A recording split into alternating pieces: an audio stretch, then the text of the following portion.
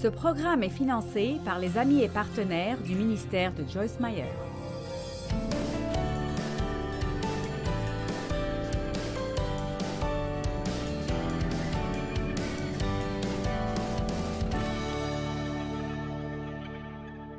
Certains des problèmes que les gens ont dans leur vie maintenant, vous ne les aurez pas du tout si vous poursuiviez la paix.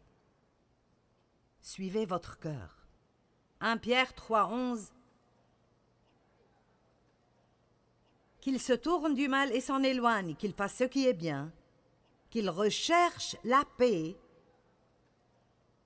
l'harmonie, le calme face à ses peurs, les passions agitées et les conflits moraux, et qu'il recherche avec ténacité. Écoutez, ne cherchez pas juste les relations de paix avec Dieu, avec votre prochain et avec vous-même, mais poursuivez-les et pourchassez-les.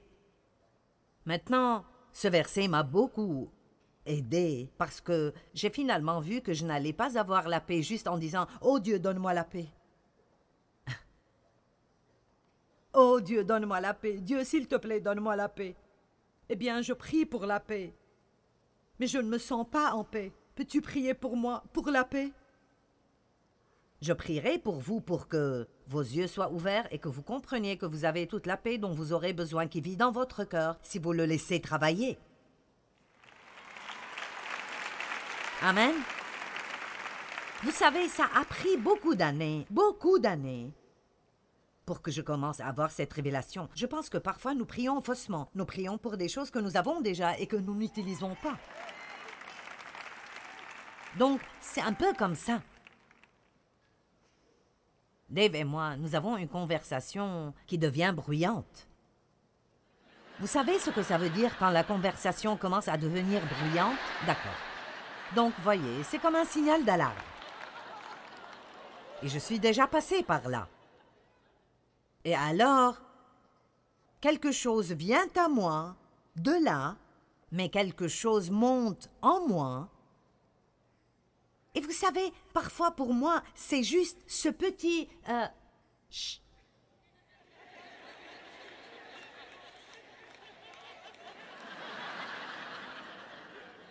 Ça n'a pas pris une série de 4 parties. Je savais que Dieu me disait de me taire.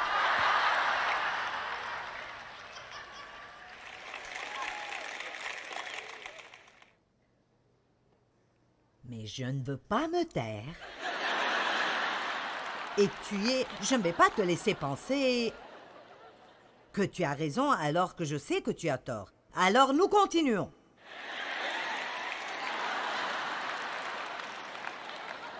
Mais vous voyez, même si cela mérite peut-être, si je laisse cette paix qui est en moi agir, alors je pourrais rester assez calme dans cette situation.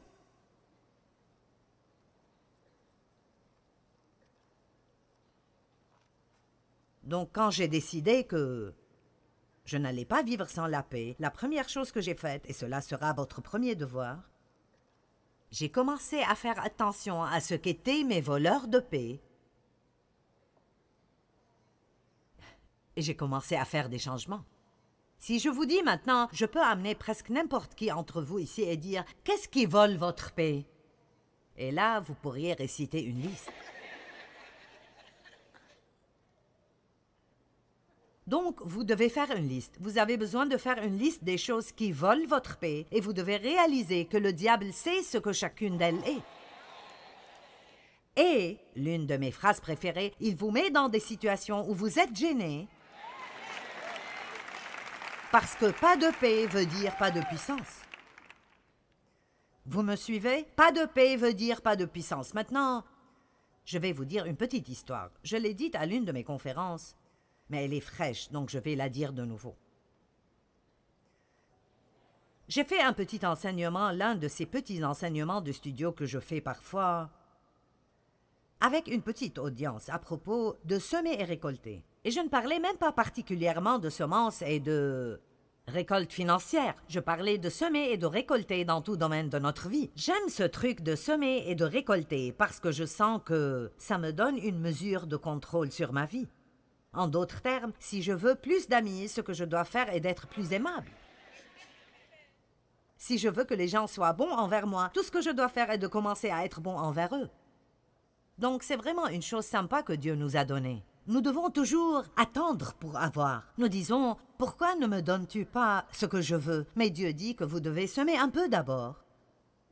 Puis vous récolterez. Donc j'aime vraiment cela. Donnez grâce et vous en recevrez. Semez le jugement, vous aurez le jugement. Ça marche dans toute région de votre vie. Vous aidez les gens, Dieu vous donnera des gens qui vous aideront quand vous avez besoin d'aide. Après que j'ai fait l'enseignement, Ginger et moi nous parlions et j'ai en quelque sorte décidé que j'allais tester cela moi-même. Je vais juste choisir quelque chose et je vais commencer à en semer exprès et je vais voir combien de temps ça prend pour que je commence à en recevoir. Et elle a dit, je vais faire la même chose. Alors elle m'a dit ce qu'elle allait faire et c'était bien, une chose qu'elle voulait, alors elle allait commencer à semer. Et je ne savais vraiment pas ce que je voulais, alors j'ai dit, je vais devoir prier. J'ai commencé à prier en disant, Dieu, qu'est-ce que je veux vraiment? Et ici aussi, je ne dis pas ça pour paraître comme si j'essayais d'être très religieuse, mais plus que tout ce que je voulais à ce point dans ma vie, ce que je voulais est que la puissance de Dieu soit sur moi d'une telle façon que quand je prêche l'Évangile, les gens sont libérés et guéris et délivrés et sauvés et remplis du Saint-Esprit. Et je suis déjà passée par le désir pour tout le reste, donc ce n'est pas comme, vous savez, comme si j'étais Sainte Joyce, parce que je ne le suis pas, mais à ce point dans ma vie, j'étais assez vieille pour réaliser qu'il n'y a pas beaucoup plus qui ait un sens. Et alors, si je vais faire cela, je suis très orientée vers les résultats, donc je veux des résultats. Je veux que les gens disent « Ce message a changé ma vie ». Je veux que les gens disent « J'avais une tumeur et elle a disparu ». Alors que la parole était prêchée. Je crois qu'il y a la puissance de guérison dans la parole de Dieu et je crois que nous devons connaître cela. Il envoie sa parole et les guérit et les délivre de la fosse et de la destruction. Et donc, je prends mon temps avec Dieu et je dis, d'accord, voici ce que je veux. Je veux plus de puissance et Dieu m'a parlé et il a dit, alors sème plus de paix. Et immédiatement, j'ai vu une situation que j'avais traversée ce jour-là, le jour de choses que nous traversons tout le temps. J'ai commandé du matériel à un endroit où j'ai acheté des étoffes pour couvrir des chaises à la cuisine. J'ai commandé 8 mètres. Que tout le monde dise 8. Mais quand ils les ont amenés, il y avait 6 mètres et demi. Maintenant, je peux comprendre 7 ou 9, mais d'une façon ou d'une autre, ils ont mis dans l'ordi 6 et demi. Et alors, j'ai commencé. Pour l'amour du ciel! Je n'ai pas dit cela aux gens, je parlais à ma fille. Pourquoi les gens ne peuvent-ils pas faire ce qu'on leur demande de faire? Est-ce que quelqu'un a déjà fait ce commentaire? Et ma fille a rapidement répondu et j'ai su que c'était Dieu qui me parlait à travers elle. Et elle a tout simplement dit si doucement, eh bien, parce que les gens commettent des erreurs. Eh bien...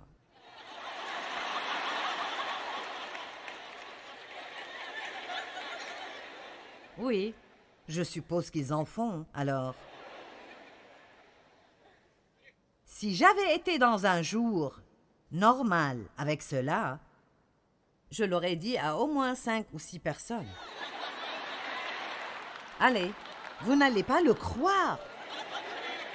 Je suis si frustrée, vous n'allez pas le croire. Donc c'est ce que nous faisons, nous le faisons à nous-mêmes. C'est comme m'aggraver à propos des 6 mètres et demi, n'allez pas les faire devenir 8. Quoique j'ai fait à ce point, j'avais 6 mètres et demi de matériel et j'avais besoin de 8. Donc la seule chose que je pouvais faire est d'en commander de nouveau et d'attendre.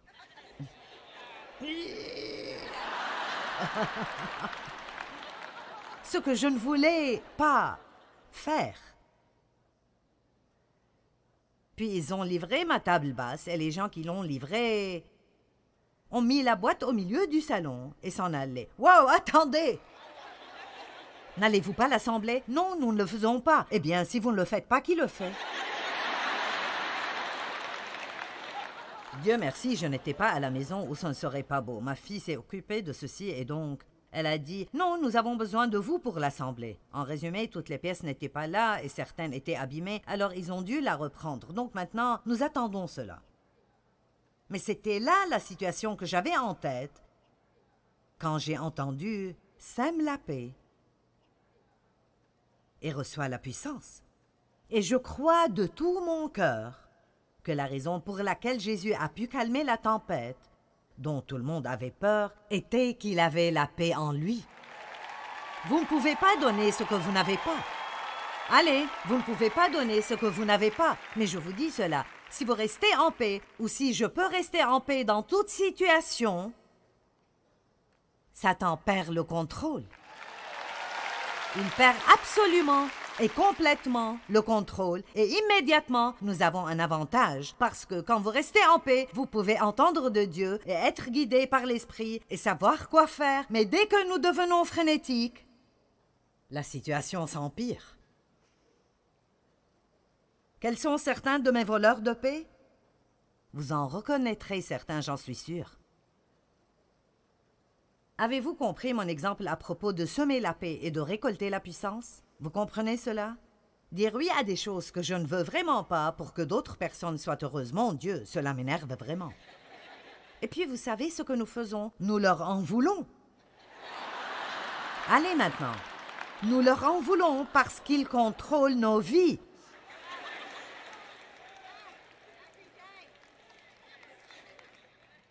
Chaque jour, cette dame dit, chaque jour, ça m'arrive chaque jour. Eh bien, nous voilà, écoutez ceci. Ce n'est pas « ça m'arrive chaque jour », c'est « je laisse cela arriver chaque jour ». Oui. Point, bien reçu. Merci pour l'aide. Mais vous voyez, c'est exactement pour cela que nous restons dans le piège.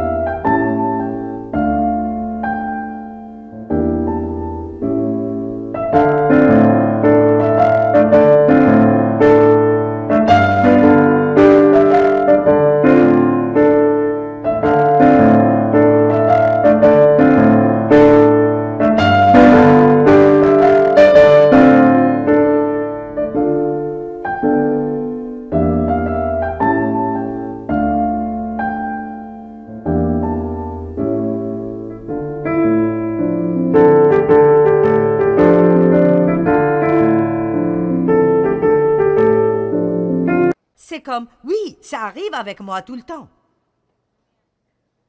Pasteur Mike a partagé avec moi, et je vous dis cela pour édifier votre foi. Il a dit, quand je priais à propos des réunions ce week-end et l'enseignement, il a dit, j'ai senti que Dieu me montrait quelque chose, et c'est qu'il me rappelait de la femme qui était voûtée pendant 18 ans, et Jésus l'a délivrée. Et il a dit, je crois qu'il y aura des gens dans la conférence qui sont voûtés à cause des fardeaux du stress pendant une grande partie de leur vie. Mais la parole ce week-end les libérera et ils se tiendront droit et se débarrasseront de ces fardeaux. Mais beaucoup de cela devra venir de ce qu'ils décident. Je ne vivrai plus comme cela dorénavant. Est-ce que je pousse déjà quelqu'un vers ce point? Je ne vivrai plus comme cela. Je ne vivrai plus comme cela dorénavant. Maintenant, rappelez-vous, cela ne veut pas dire que vos circonstances changeront. Vous devrez laisser Dieu travailler et vous changer. Eh bien, je ne peux rien y faire.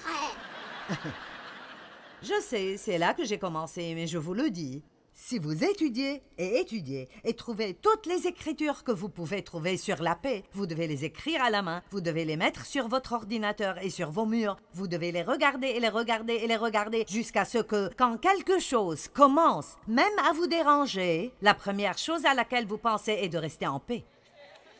Restez en paix. Maintenant, ce ne sera pas très difficile pour commencer, parce que vous n'êtes pas accoutumé à le faire. Mais mon Dieu, ça vous gardera de tellement de troubles.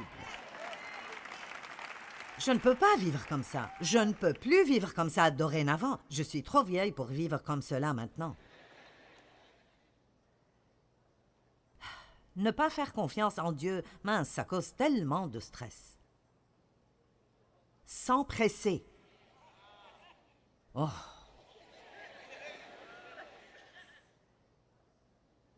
Avoir trop de choses qui arrivent en même temps. Compliquer des choses qui auraient pu être si simples. Vous avez entendu mes histoires à propos de transformer un simple barbecue en un cauchemar. C'est comme... Je ne sais pas si je peux cuisiner un simple repas. Et je dois avoir beaucoup plus que ce dont j'ai besoin. Allez à la maison de ma fille pour un barbecue et elle aura 3 choses. Viande, salade, haricots. Et pour moi, c'est... Eh bien, est-ce que c'est tout ce qu'elle aura? Et puis parfois, elle n'a même pas beaucoup d'un peu de cela et je dis...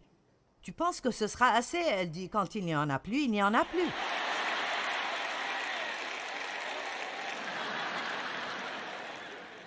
Donc là, je me fâche à cause de son barbecue. Et je commence à penser, je devrais amener quelque chose. Est-ce que quelqu'un d'autre que moi dans cette salle a un faux sens de responsabilité? Bon, Jésus m'a amené la bonne foule. Laissez-moi vous dire quelque chose. Je vous aiderai volontiers à réparer vos problèmes. Je vous donnerai des conseils et compliquer des choses qui auraient pu être simples. Trop de bruit pendant trop longtemps me fatigue maintenant. Je dois avoir du calme. Oh! Je ne comprends pas ces gens qui veulent que quelque chose arrive autour d'eux tout le temps. Et le volume de la musique, je suis comme...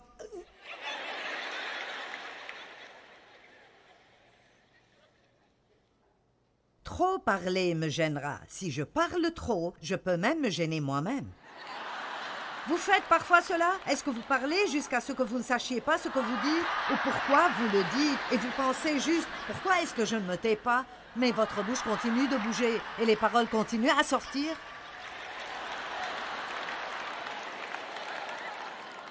Et je vous le dis, ce que je hais plus que tout, quand je suis avec quelqu'un qui ne parle pas, et puis je dois parler tout le temps.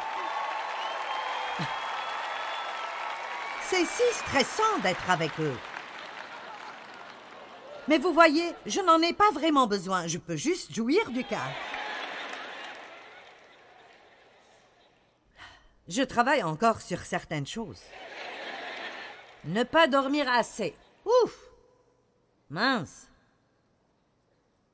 Vous n'aimerez pas celle-là, mais la voici venir manger des cochonneries. Et nous sommes à Hershey, en Pennsylvanie. D'accord. Je vais vous donner le meilleur petit conseil maternel que je puisse possiblement vous donner. D'accord. Je suis allée à ma chambre d'hôtel aujourd'hui. Il y avait une belle barre de chocolat blanc. Je l'ai regardée et j'ai pensé, je ne vais pas manger cela.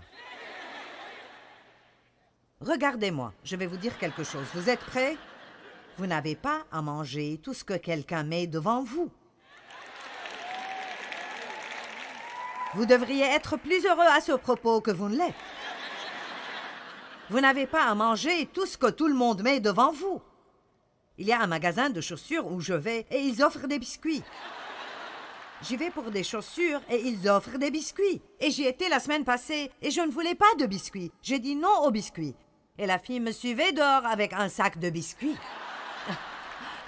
Et je veux dire, je la connais, mais elle me connaît parce que j'achète des chaussures là-bas. Nous avons eu une petite conversation et j'ai dit « Écoute, j'ai prêché à propos de toi. »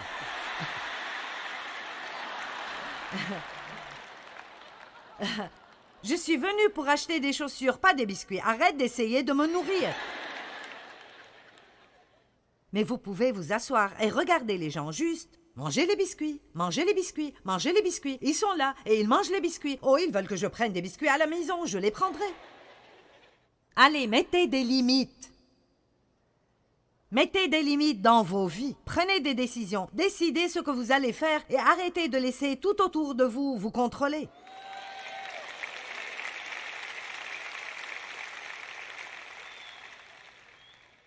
M'impliquer dans des choses qui ne me concernent pas, mince, c'est un grand voleur de paix pour moi.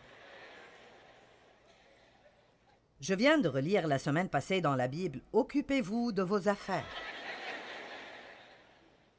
Une personne insensée reconnaît qu'elle a un problème et refuse de faire quoi que ce soit à ce propos.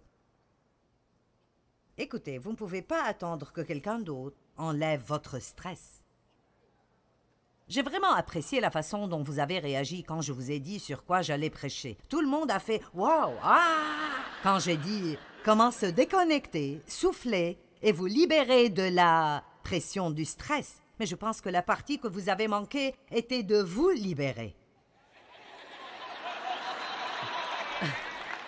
Vous voyez, je ne pense pas...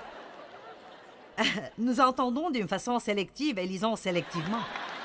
Quand j'ai dit que j'allais prêcher sur la surcharge, comment se débarrasser du stress, immédiatement, tout le monde a pensé « Je vais avoir un miracle !» Je ne vais plus avoir de stress. Et vous vous êtes enthousiasmé. Eh bien, le niveau d'enthousiasme est en train de décroître. Combien savent maintenant? Vous savez que vous savez que vous savez quelque chose, au moins une chose, que vous pourriez changer dans vos vies, qui vous donne moins de stress. D'accord, alors, faites-le. Je veux dire, il n'y a plus rien à dire. C'est une chose si vous ne savez pas quoi faire, mais c'est une autre chose si vous savez quel est le problème et vous continuez juste à le faire encore et encore et encore. Vous savez ce qu'ils disent? Seule une personne vraiment bête pense qu'elle peut faire la même chose encore et encore et encore et tôt ou tard recevoir un résultat différent.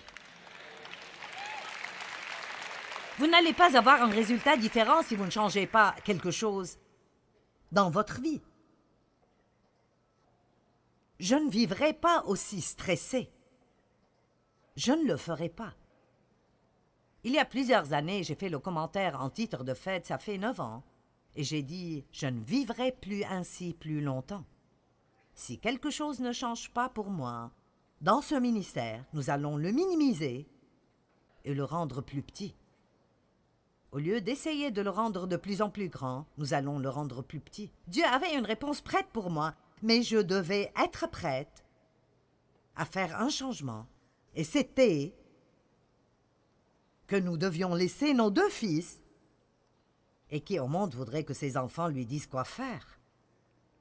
Nous avons dû laisser nos 2 fils s'occuper de toutes les opérations de tous les jours dans le ministère. Et laissez-moi vous dire, ils l'ont rendu tellement meilleur qu'ils ne l'étaient quand je le faisais.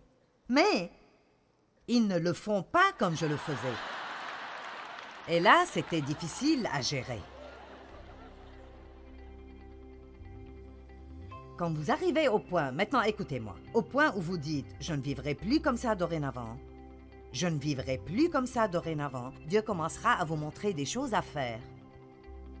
Mais alors vous serez ceux qui devraient dire « Je vais le faire ». Eh bien, vous n'avez pas besoin de vivre débordé et stressé. Vous pouvez en fait relever le défi de faire tout ce qu'il faut pour avoir la paix. Et l'une des façons de commencer cela est de reconnaître que Jésus vous a déjà donné La paix. Vous avez la paix en vous. Vous avez juste besoin de commencer à l'exercer et y accéder. Dans Jean 14, 27, il dit « Je vous laisse ma paix. C'est ma paix parfaite que je vous donne. »